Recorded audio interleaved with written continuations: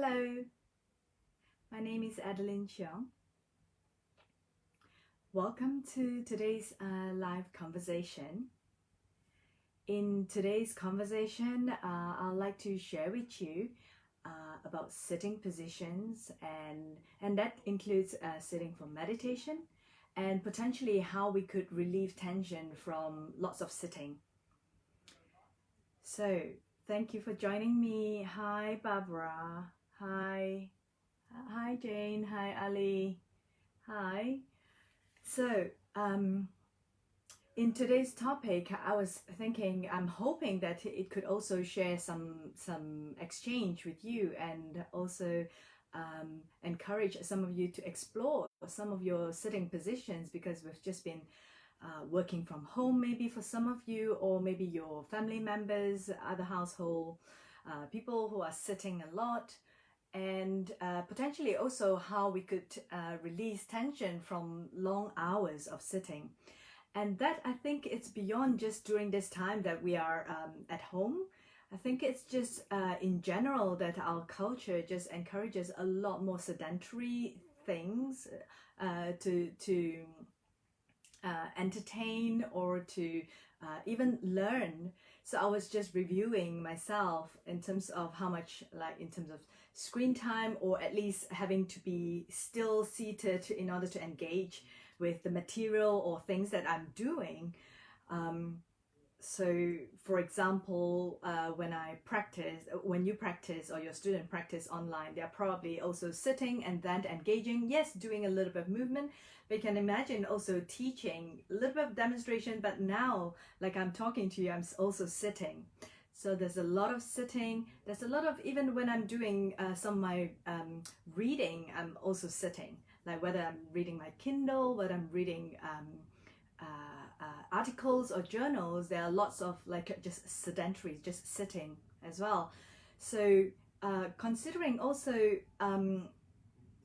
when I want to make a call to my parents, when I want to socialize with friends and all, yes, I can be walking about and things, but eventually I'll find a position that I could sit comfortably and really give my full attention to the other person and talking. So I'm just reviewing and thinking there's just a lot of sitting involved, as much as we could potentially find other position to stand. I know there are standing desk. I know there are lots of various different positions that you can probably work with, or you can see in a moment I'll demonstrate with some of the sitting positions. But I'd like to also share with you today, like regardless of what we have, whether it's a chair, whether it's a fitness ball, whether you're sitting in an airplane seat, or any chair, dining chair in the restaurant, how do we find the most neutral position or most supportive position so that it's actually healthy for the spine and not straining on our backs, and therefore require a lot of releasing and tension in the body, cumulative over time. So hopefully that gives us a little bit of idea how to experiment with some of the things we have at home. Hi, for those of you who just joined me. So I was just sharing that today we'll be talking about sitting positions, and also what is neutral spine, in order to have the most optimal support with minimal strain on the back, and potentially some positions and movement where we can release the back after every 15 minutes, couple of minutes of sitting. And what are the ways that we could also sit for meditation, especially if the physical discomfort is actually taking you away from meditation, from your focus and concentration. So just finding a way that is most easeful and easy for the body to be there quietly, to be there comfortably, to be in stillness. So one of the things that I've also wanted to talk about is, sitting habits. As much as I want to recommend or suggest some of the posture where we can sit, I'd like to also explore in a moment. I'll show with a belt how to support the upper back and shoulders in order to support the body when it's getting fatigued and tired using a yoga belt, which is very accessible. It's literally just a yoga strap that we can use to help take the load off the trapezius muscles from or probably tightness in the pecs, to support the upper back or the rounded shoulder position, the kyphosis of our upper back. So I hope to be able to demonstrate and show how the use of the belt in a moment. And yeah, practices to relieve tension from sitting, lower back tension, shoulder tension, neck pain, the head being forwards because the screen is in front of you. Yeah, so it's just exploring some of those. In fact, I was in researching for this topic to talk to you today. There's an article in John Hopkins' website. They actually call it the sitting disease. The sitting disease. And being sedentary comes at a cost. And in fact, research has shown that those engaged in over 7 to 10 hours of sitting daily increases and affects the vital organ function, let alone pain, lower back pain, shoulder pain, neck pain, right? Yeah, so that's my introduction, and I'd like to also encourage some of you maybe to share with me what are your challenges in terms of sitting. If there is any specific thing that you have come across or that you would like to know more about your sitting position or your shoulder neck position, you can type it in. And then I'd like to spend more time in terms of practicality of exploring poses in a moment, and also some positions that we can relieve our back when we come off from sitting, to just a very simple, accessible position, no props needed kind of positions and movement that we can do to release some tension around the upper back and shoulders. So hopefully that can be helpful for some, and literally it takes only less than 5 minutes. Couple of minutes, as long as you feel comfortable, you want to continue doing it for a little bit longer. It's really depends on how you feel in your upper back, in your lower back, as we come into the release positions. Yeah, so hi for those of you who are just joining. Okay, so I actually made a note here, I forgot to mention that even when I was researching for recipe, I'm just looking at screen and just sitting down and looking at screen for different recipe for cooking. So yes, it's not just about work, but there's just a lot of opportunities that nowadays that we are sedentary and seated. And I want to and share with you at least my idea and my experience working with many people, as I've taught yoga for back care classes for a while. And what I noticed is the sitting positions, besides, yes, we talk about the muscular tension in the upper back, shoulders, lower back position, but how it's affecting the vital organs, it's because when we sit, we're actually folding the hips, literally shortening this part, and maybe the belly, literally you can see how the abdomen is being slightly squashed this way, as compared to when we are upright or standing, where this space is actually open, allowing full breath or nourishment or blood circulation into our abdominal organs, our vital organs, for support, for healthy function. So you can imagine sitting like this, how everything gets squashed, and in terms of just blood circulation is just a lot more stuck in this area. And you can see potentially how I'm shortening the hip flexors here too. So whether I'm sitting on the floor or sitting on a chair, you can imagine if my legs are here and my pelvis and my abdomen, and these areas which are the hip flexors gets really tight. And then when we get into standing position, upright and standing position, that gets really stretchy, just because we have often been locking it in a short position, therefore it pulls on the lower back, right? So it's a antagonistic thing, whether this is tight or this is tight, and then it starts pulling on each other's in terms of its balance and support. So that's just a quick review of like what potentially could happen to the organs when we sit, and especially in a position where it's compromising the space and health and breathability. Even the diaphragm get restricted just because of that collapsing position, and all the organs are just sitting and cumulatively compressing at the lower belly. Stuck energy in yoga, we talk about prana, is just a lot of stuckness also in this area when we're sitting lots.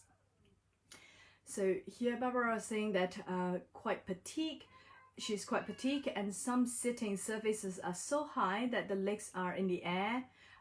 What would I recommend? Okay, so yeah, in a moment I'll explore sitting on chair, and yes, I'm relatively fatigued and short. It's also depends on the chair that you're sitting on. So we'll talk about the position of the pelvis in relation to the thighs, and therefore in relation also to the floor and ground, what we can do about supporting ourselves. Anything else? Yeah, head isn't moving. So yeah, that's right. So Catherine was saying that when we are like looking at the screen, the head is just stuck in one position, and therefore you can imagine the tension that gradually builds up along the neck and upper shoulders. So it's just allowing some movement around the neck. I think this lots of people know how to do, just taking time to loosen the neck by turning the head left, right. So those are simple things that, like, I think in any other exercise program or physio, or people would recommend that, okay, just take your head to one side, the other side, turning the head, turning the shoulders. Yeah, that would be really helpful. Yeah, I have another short excerpt here from the World Health Organization. It says, sedentary lifestyles increase all causes of mortality, double the risk of cardiovascular disease, diabetes, and obesity, and increase the risk of colon cancer, high blood pressure, osteoporosis, lipid disorder, depression, and anxiety. And according to the WHO, 60 to 85% of people in the world, both from developed and developing countries, lead sedentary lifestyle, making it one of the more serious yet insufficiently addressed public health problems of our time. Well, that's shocking. Shocking and not so shocking. Well, the thing is, I could definitely relate to some of those diseases that they mentioned, especially when I just was demonstrating how it could potentially compress into the colon and digestive organs, and how it impede the functioning, the optimal functioning of the digestive tract. So sitting for long hours, it comes at a cost. It's not that we can't, it's just that it doesn't get replaced or substituted by something else. Even if you decide, okay, I'm gonna sit for 8 hours, but I'm gonna run for another 6 hours or 8 hours, or do active stuff. But the thing is, there are still 8 hours of sitting, of stagnant energy and lack of movement in this area. So my suggestion, and that is to myself as well, that every maybe max up to half an hour, but usually it's between like 15 minutes to 20 minutes, then I'll move a little bit. I'll literally change position, sit back, lie back. And you can see that I'm actually sitting on the floor right now, and this is actually my work desk, where I like to sit on the floor, and my desk is really a stack of blocks and props. I'll take a photo one day and post it on Instagram for you. It's literally my work keyboard and everything on a stack of blocks, and therefore I just sit with this with my hands like this, yeah, typing away, and screen time and all. But you can see that I am free to just lean back, in which case I can just lean back, and I can just simply even lie back, or even just do a little bit of rotation and twist along the way. I'm so free to be able to move as I sit on the floor also. But saying that, sitting on the floor is not for everyone, which let's explore maybe looking at what is neutral spine, how do we find the most comfortable position to for the lower back in order to sit for longer time, longer hours. Let me just check. Yeah, Catherine did say that the eyes are restricted in movement as well, resulting in eye strain. Yeah, so to go with the neck strain and possibly thoracic distortion of the natural curves, definitely, yeah, and that would definitely like take it into this position, like looking, yeah. Yeah, I do sit on a blanket. I do sit on a raised meditation cushion or a stack of blanket, not just flat on the floor. So let me maybe just share with you the position of the spine and pelvis now, and then we can adapt it whether it's sitting on the floor for meditation or sitting on a chair or dining chair when you're out and about in restaurants and all. Okay, so firstly, from side profile, so from side view, there are natural curve of the spine. Every adult fully formed vertical orientation mammals, we have a dip in the neck which curves inwards, yeah, and then we have a dip in the lumbar spine which curves inwards, so there's a concavity of it, and then naturally the upper back, the thoracic spine, has a bit of a roundness to it naturally. That's to allow the volume for the back lungs, so literally having a more capacity and openness across the back and space for the back lungs to sit. As with the sacrum, so this part of the spine, which is also the spine comes all the way down into the pelvis. So right here, the sacrum is also more of a curved inwards, like so, to make a pelvis bowl. So those 4 natural curves are to be maintained and supported optimally, so that there's minimal strain in the postural muscles in terms of being upright, sitting, standing, really, or walking. So the idea is, as long as we have the pelvis level and in a neutral position where the lower back is not rounded back, is not folded back or too far falling forward, so it's really the pelvis position that is sitting whether on the floor, on a cushion, or on a chair. So if the pelvis is sitting in the back, almost onto the tail end of the tail end of the pelvis, then my pelvis will be rolling back. We call this posterior tilt. So if my sits bones is more on the front edge, like really going into this position, yeah, you can see how my pelvis will be in an anterior tilt. This is anterior tilt of the pelvis, which then takes me into kind of too much of a compression and tightening in my lower back.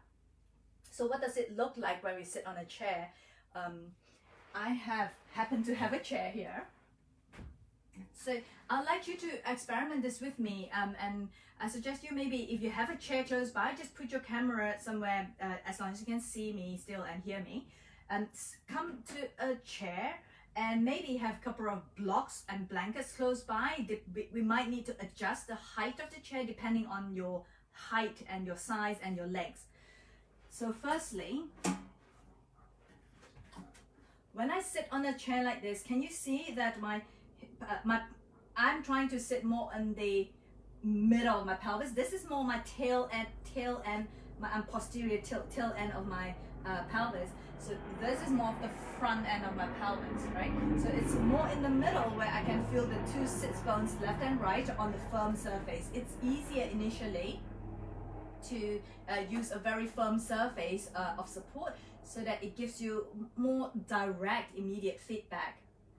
So once you sit, and I'm sitting right at the edge of the chair as well, so that I could, in a moment, you'll see how to adjust the thigh bone. If I'm sitting here, more than likely I'll go into more of a rounded position. You can see how this is already compressing and closing into my abdomen, sitting like this. And you can see how my shoulders round, and then my neck, neck and head just follows the rest of the spine. If I were to look up, which is natural because I want to look at eye level at the screen or whatever is in front of me, you can imagine the strain. I need to lift this head up, which weighs like 12 to 15 pounds of weight for an adult head. just to strain the neck in order to look up. If I'm able to sit more upright, can you see naturally my head can just come back and up, no strain in my neck. If I were to bring it down, can you see how the head will, otherwise it will be more here, right? Here, yeah. So firstly, now I can do that artificially and just stay here, but it's not as sustainable because there is still one thing I want to talk about with in terms of the pelvis and thigh position. So you can see that my hip bone and my knee are about the same level. It's about horizontal, parallel to the floor. We need the hip bone to be much higher than the knees. So this chair is relatively low for my leg length. I'm gonna need to at least elevate myself with one block. Now you can see how my hip bone is higher than my knee significantly, right? And try that right now, sitting on a block, and then try removing the block and feel how much, yes, you might be able to still sit quite upright, but just feel how much work is needed in your lower back as you sit without the pelvis hip higher than the knee. And if one block is not enough, try 2 blocks. This is even better for me. This is even easier on my back. It's just less effort in my back. But you can see the angle of my thigh now, it's slanted down. Now to address the question earlier, Barbara, tends to be if you're sitting on a chair and the legs are kind of hanging off like this, your heels are not quite touching the floor. Firstly, try sitting at the edge of the chair, and if that is still like kind of hanging off the floor, then we might need an additional something to support your feet.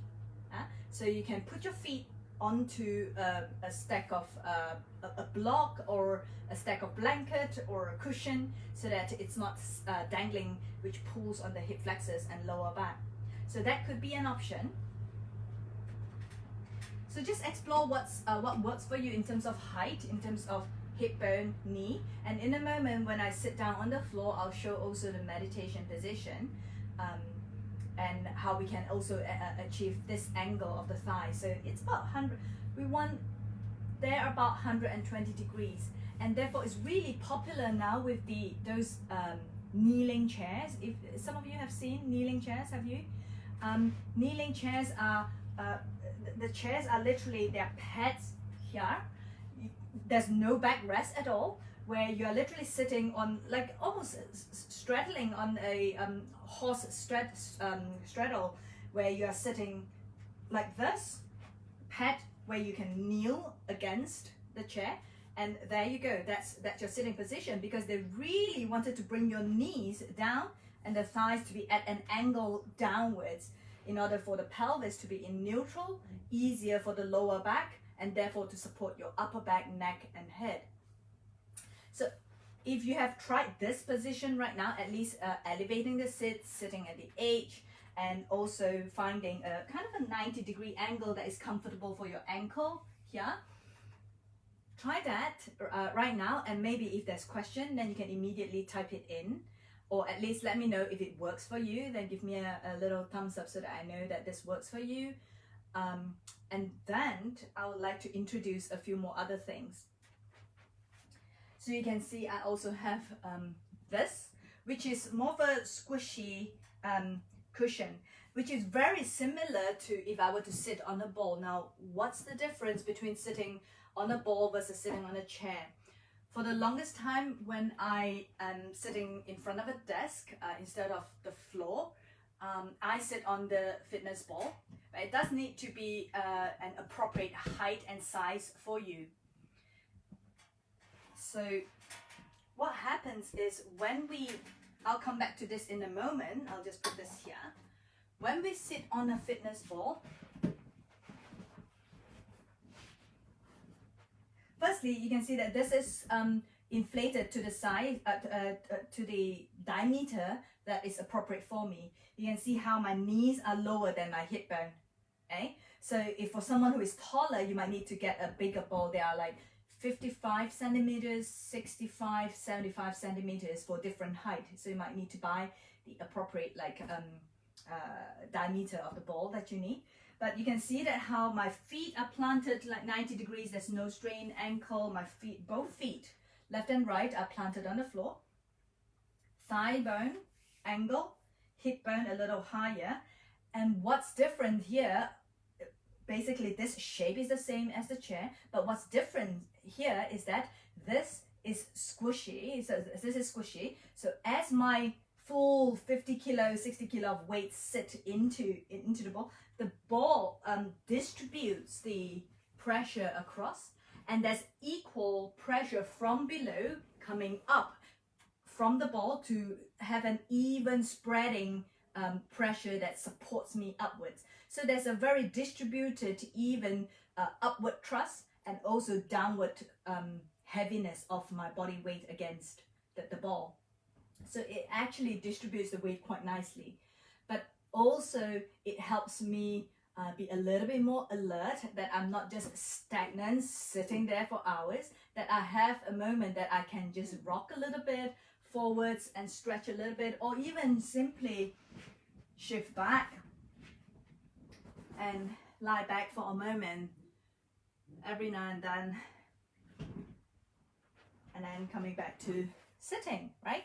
So there's a lot more things that I can do to be mobile when I'm sitting on a ball, that I know that even when I'm just reading instead of hopefully not having a Zoom class or something, or probably talking to someone, that you're shifting, moving, which can be distracting. But if I'm just simply just reading a couple of things, I can just move a little bit, yeah, and do a little bit of rotation. Yeah, so these are some of the release movement that you can do even when you are sitting, so you're not just stagnant in a position, sedentary in a position for hours. So that's the advantage of that, of using a ball. But you can see that this, which is very similar to the ball, which is smaller, if you want to be a little subtler, especially if you're thinking about bringing this into your workspace, and it's more portable as well, that you can just sit on this. Of course, the height still matters, from your hip bone to your knee. So this height matters. If this is not high enough, you just put another block under to elevate before you sit higher. This feels good. This feels really good for me.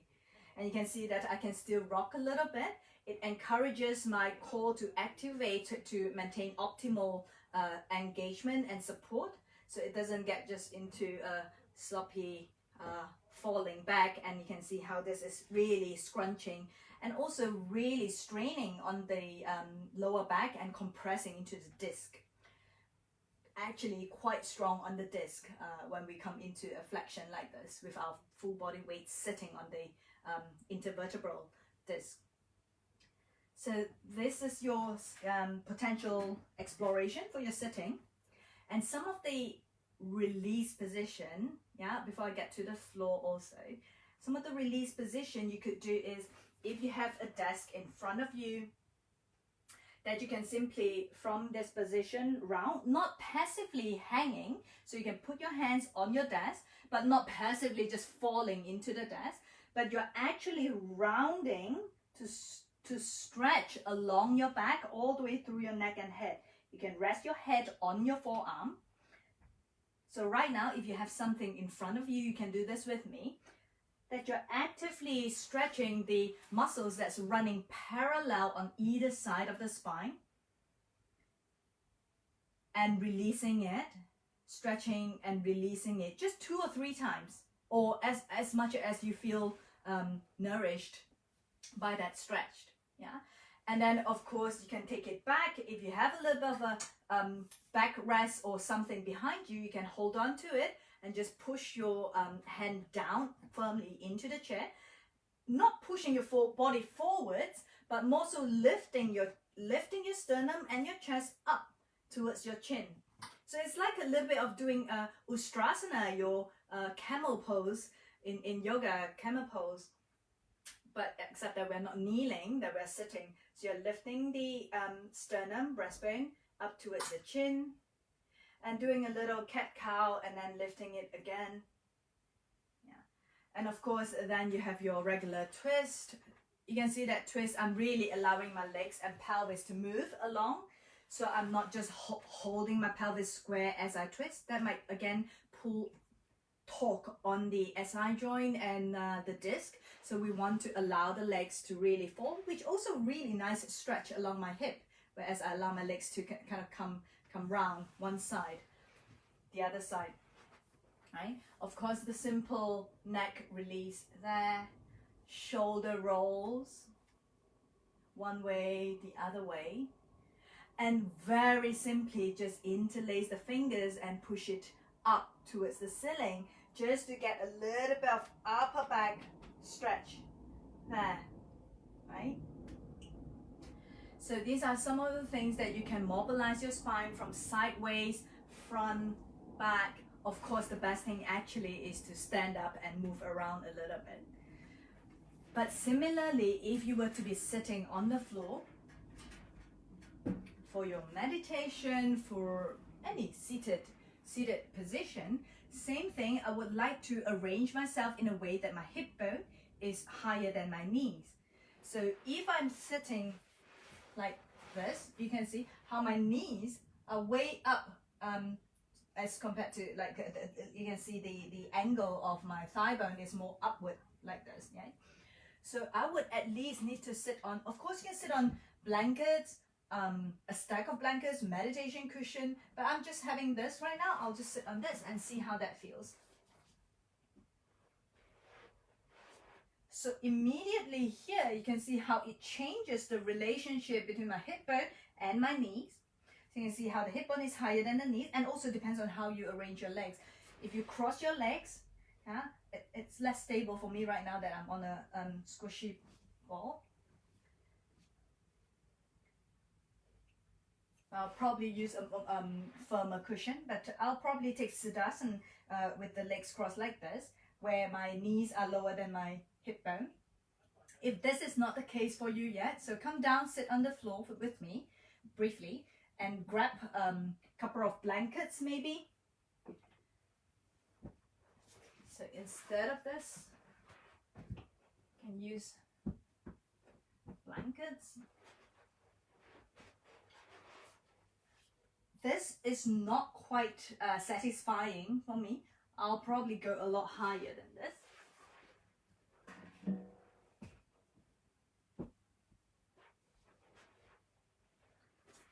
This is just about, I can immediately feel how it releases my lower back, and you can see that I'm not falling. You can see how this falling again compresses into the abdominal organs, yeah, and also pushes into the disc. So see if you could find a easiest position, the tallest, easiest position for yourself. And if it means by you need to sit on one more blanket in order to get this angle, yeah. So experiment a little bit in terms of its height. Okay. And of course you can go a little bit higher, but at some point if it gets like this high, then I would recommend sitting on a chair for now for your meditation, so that it takes the strain on your hip and lower back out of the equation in order for you to sit quietly to meet stillness. So that's sitting for meditation. Just same thing. If the pelvis is rolling back, you can imagine how the shoulders can potentially round and hang, and then strain the neck also, right? So then when the pelvis is more in a neutral position, I have my lumbar curve in, then the hip just sit over my shoulder, over my pelvis. It's just gravity and line of force. So let me just take a look at some of the questions, if any. Okay, yeah, so I've answered your question about the leg length.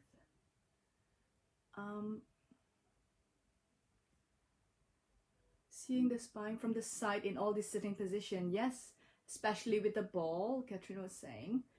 The instability aspect of the ball is not great for those with SI joint issue. Yes, I do agree, but it's also an opportunity to pay attention and strengthen, so not giving way into it, but having a little bit of like actually doing 50% of the job. So it's not just a flaccid like just sitting, so you have an opportunity there to do your practice when you're sitting also, right? I can use it now that I have healed my SI, but too much movement hurts when there is instability. I totally agree. Yes, SI joint often requires stability, not mobility. So do pay attention if that's not working for you. That maybe sit on a firmer surface for now instead of a wobbly surface, and then slowly build stability, core strength to support. Subtle stretch, cat-cow, ustrasana, yeah, will be good to aid SI. Yes, definitely. Do you have the links for those research quotes you mentioned? Yes, if you email me separately, then I'll send some to you. But it is on WHO if you look at their website for sedentary lifestyle or sitting disease, they call it. John Hopkins call it sitting disease. Yeah. Okay, so how much time do I have? Yeah. Okay. So we looked at, is there any other question about like in terms of sitting positions, including the meditation sitting positions, before we move on to maybe some release positions? So this set of release positions will probably be not on the chair. This is something that you do when you're end of the day off work, or probably in between after 20 minutes, 15-20 minutes, that you want to take a 2-minute, 5-minute break, that you can just get onto the floor and do some release for your shoulders, upper back. So that's what I'm about to do. But if you do have any other question about in terms of the spine or sitting positions, pelvis, on the floor or on the chair, or the fitness ball, please let me know now so that I can address it before we move on.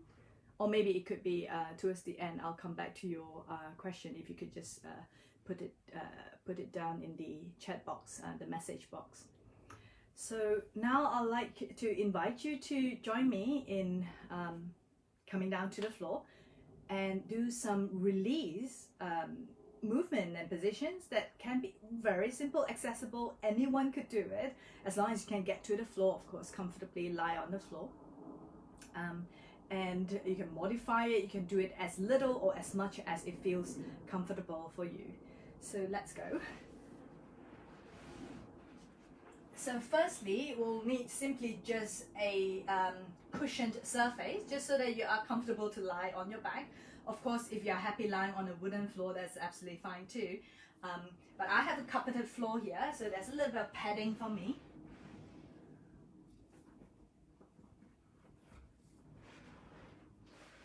And here I'm simply lying on my back with my knees bent. So can you see me? Yeah.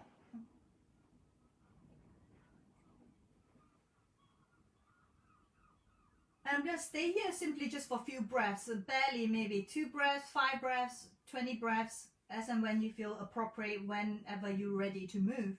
And when I first start moving, I'm going to bring the knees into the chest, hands around, wrapping around my knees. If this is not accessible, you can also hold some part of your legs behind, as long as it's not like straining and pulling on the shoulders, tensing up the shoulders.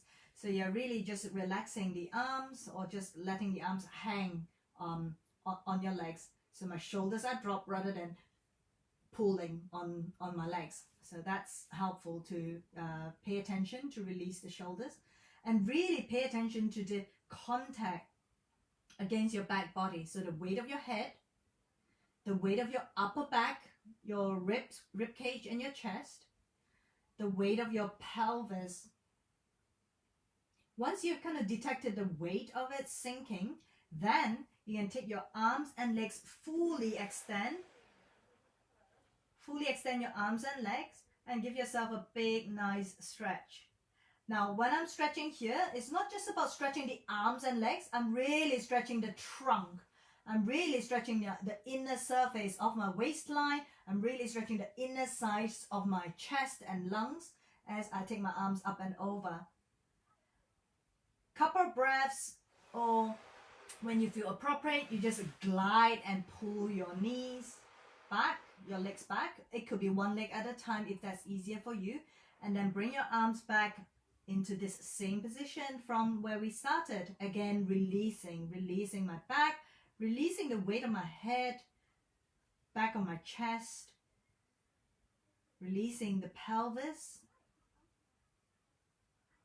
Really feeling the intimacy and heaviness behind me until you feel satisfied, and then again just glide and slide your legs along the floor and reach your arms over the head. We're using gravity and the firm surface to give us this reference of elongation, extension, and extending fully. Again, focus on the stretch along the middle, the trunk itself, including the upper back, including the lower back, including the abdominal wall. And then, of course, then glide and pull your legs back, arms in. And you can again stay here for as long. So you keep repeating this for as long as it feels good for you, or you can hang out there for a little while longer. And of course, one thing that lots of people, many already know, which is rotation twist. If it's really triggering in your SI joint right now, do this movement in a very small range in terms of allowing the knees and thighs to rock from side to side. But otherwise, just gradually allow the legs to fall all the way to one side. So you can see how this position potentially open and elongate the hip flexors. Those hip flexors, psoas muscle, that tends to shorten when we sit long time. And of course, the other side, you'll be opening the other side of the hip flexors, and also opportunity to lengthen and elongate along the lower back. So really enjoying that opening along the hips, along the lower back as you rotate. But pay attention to avoid any localized pull in any part of your joint or body. So you can do that a couple of times, which is really a windscreen wiper leg movement, right? And then from here, simply roll onto your back, onto your front. This you can do it even in bed. So this can be independently, separately done from the last position. You could simply be on its own, basically, even just before you go to bed, you lie on your front for a little bit. And two options for the legs. So one is you can simply lie on your front like so. But that in itself, because of gravity, it already helps me restore my lumbar curve and also helps to open and elongate my hip flexors. Especially in bed, because this is soft, it tends to allow my weight of my pelvis to sink into the bed a little bit more. It really allows me to open across my front hip flexors. And of course, if you are up for a little bit more stretch, especially for the lower back and the hip flexors, then you kind of go near the maybe the wall or the headboard, where you can put your lower legs, yeah, against the headboard. So your knees are about touching or even close to the headboard, and just rest your lower legs on the wall or the headboard. And here I'm not just passively hanging about, I'm really paying attention to the opening across the front hip, and also the opening and stretching of my lower back. Did you try that? Did you try just coming into this position? This is also really nice. I just happen to be here, and I am really feeling, of course, not passively hanging again and sinking into my lower back, but I'm really pushing into my elbow, engaging my core. This is a little bit more active, engaging my core. So I'm really paying attention to the stretch, not so much in the abdomen, but more so in the hip flexors. So I'm really paying attention to how the pelvis really move into anterior tilt. So the top part of the sacrum moves forward and down into the floor as I come into baby sphinx, baby extension. back bend, yeah. And pay attention to the ribs that is coming into the body rather than letting the ribs hang out, fall out towards the front. So you can try that now and see how that feels. So you can give me some feedback. And of course, some gentle movement, shaking, rotation can be helpful to just loosen any held, holding, gripping tension in the body. So take your time now. We still have a couple of minutes. So take your time now to explore a few of these positions or even the release positions if it's helpful. And if you have any question, I'm going to take a few questions now. Yeah. Okay. Yeah, so for some of you who are painters and you do a lot of this artwork, it also can be really straining for the shoulders and upper back. So pay attention to allow the arms to release, do a little bit of release movement for your arms and taking the arms up and over, reaching back, rotation and twisting, circling the shoulders. So those are very accessible things that you don't need special props and all. And yes, I haven't forgotten to show you the belt, which is really, really yummy. I leave that to the end, the finale of it. The movement progression. So Catherine says she likes the movement progression, especially the 4 legs up the wall. Yeah, so you can just slide yourself back against the wall or the header board of your bed. Okay, so shall we explore the belt now? So if you have a belt handy, you need to do this with me if you want to learn this, because it initially is a little bit of a like rewiring, repattering of how this is tying up the body. Yeah, try the legs up the wall. Yeah, okay.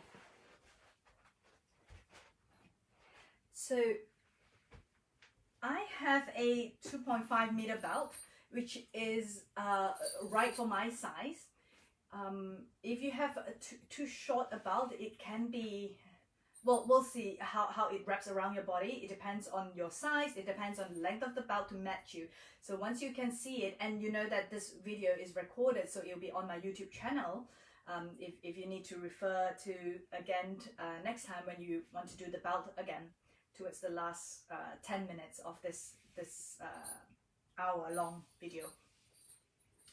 So firstly, I have the belt. Let me just kneel so that you can see more clearly. I have the belt kind of under my armpit on the bottom tip of my shoulder blade. So it's kind of inferior angle of the scapula right there. It's above my bra line, below the armpit, and I have it about the same length. If anything, the metal buckle side will be a little bit shorter than the other. So are we there together? Yeah, kind of there, right? And from here, take the belt up and cross it behind your head and neck. Now it doesn't work if you cross it in front, because then you strangle yourself, right? So put this up, cross it behind, and make sure the belt is not turned, so you can see this. Yeah. So it's crossed behind me, and now instead of bringing the belt over your shoulder, you're going to bring it under your shoulder, under the armpit as you come forwards. So I'll show again from here. From here, instead of this, we want to bring it down and under, so it forms more of a cross behind you, right? So once you have a cross behind you, then you just tighten it, and just for a moment, as you are just holding onto the belt, you can see how potentially, even if you try to hunch, even if you try to round your shoulder forwards, it's restricting. The belt is basically acting as an external support, your external piece of trapezius muscles. It replicates the job of your upper back muscles, your trapezius muscles, to do the job of extension, of supporting your extension. And of course, if you want to keep this position or wear this belt for a couple of, I don't know, 10 minutes, 15 minutes every now and then, just to remind the body how it feels like when it's activated and supported. So I'm now buckling up and I'm tightening it enough just so that when I take a deep breath, I can feel my lower ribs slightly expanding against the belt. So it becomes like more of a harness, right? So in front, yeah, I can just tighten it a little bit more, yeah. And you can, if you're doing this with me, try rounding 100 back and notice how the belt is repatterning and re-educating the position of your upper back, and therefore just noticing how your neck and head feels. But hopefully the lower back is there to support in neutral spine. The pelvis is not tilted, posteriorly tilted, that is neutral. Lumbar spine neutral, and therefore the upper back, and therefore feeling the neck and head movement. Yeah? So how easy it becomes for the neck and head.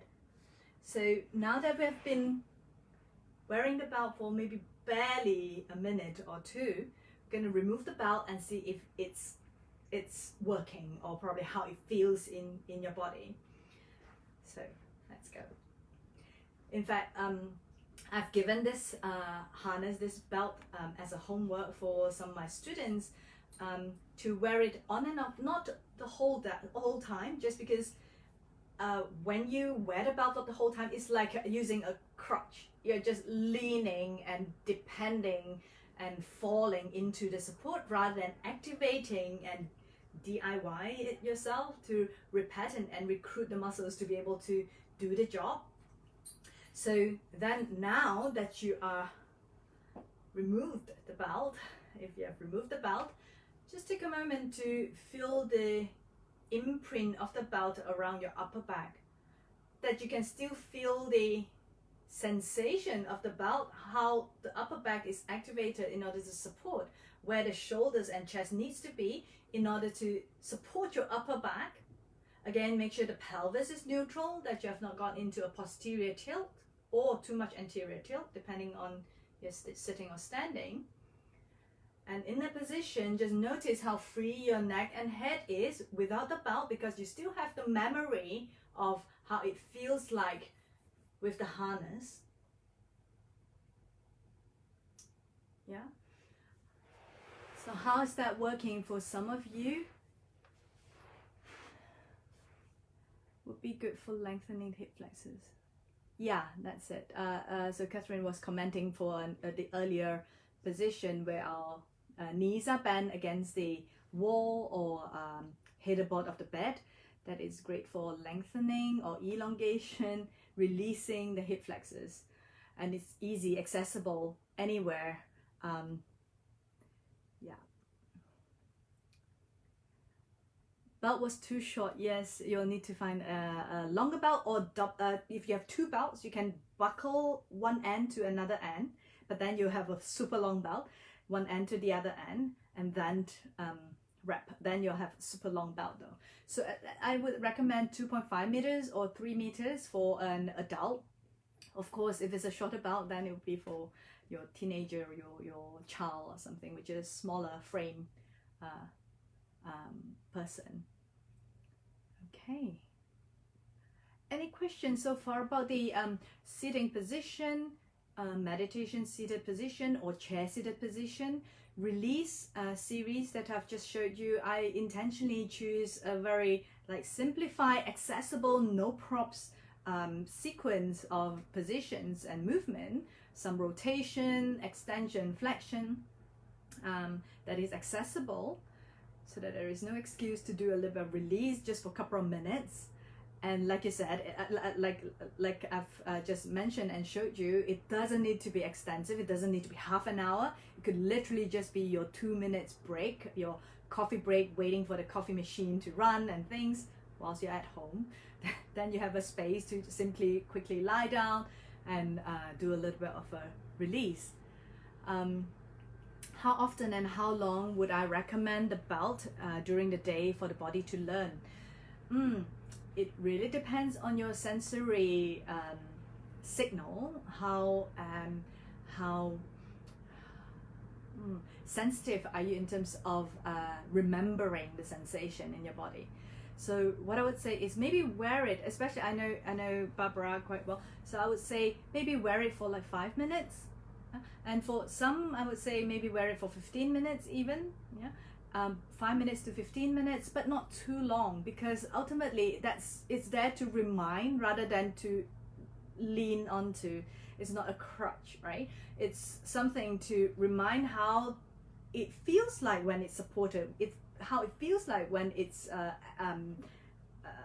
activated and the upper back is actually supporting, rather than just giving into a habitual pattern of sitting and rounding and neck position.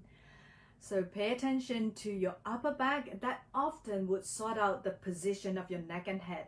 And what's really left to adjust here is simply finding some release of tension around the back of your neck, jaw area. Yeah. So thank you. Okay. So explore your meditation seat as well. Again, especially for those of you who are teaching, sometimes you ask people to sit on one block, sit on one blanket. I mean, and you can't really see their position, especially across screens.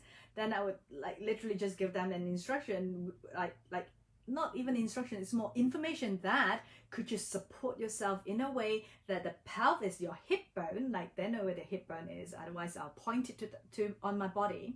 As long as the hip bone is higher than the knees, and the knees are like distinctively, you can see that it's lower than the hip bone. If that is not accessible on the floor, they might need to sit on a stool or a higher chair for now, or a bolster to be elevated. And try sitting on the sits bones, and that's not on the front edge or posterior tilt, so that it's maintain neutral lumbar curve, which where the upper back and neck and head stand a better chance to extend. So thank you everyone for your participation again. I know another hour of time with you, your precious time. Do drop me a message if there's any questions or any messages for me, then we can continue the conversation. I will be sending out my newsletter within the next few days, next week or so, about the evolution and movement of yoga now that it's going online. So if you're interested, do sign up on my website for it to receive the writings and my reflection. And just a last call also, that there is a taster session this Saturday for those of you who are interested, or you know who might be interested, share it with others, about scoliosis. So it's a free taster session this Saturday morning. So that's also it requires registration because it's via Zoom, so do recommend or suggest it to those that might be helpful. Compression of the organs and posterior tilt. Yes, thank you, Andy, for saying that. Okay, so thank you for joining me. If I don't see you on my online classes, have a great day. I'm about to teach my two online classes now, so join me someday. Thank you. Yes, there's definitely recording, so go to my website. There's resources, YouTube, and then once it's up, once everything's recorded and extracted, it will be on my YouTube channel, so you can watch that again. If you're again, just a reminder, if you're interested just with the upper back belt, it's kind of the last 10 minutes of this video, so you can kind of forward it to that part to remind yourself how to put on the belt for your upper back. Okay, so thank you. Namaste, everyone. Have a great week ahead. Lots of love.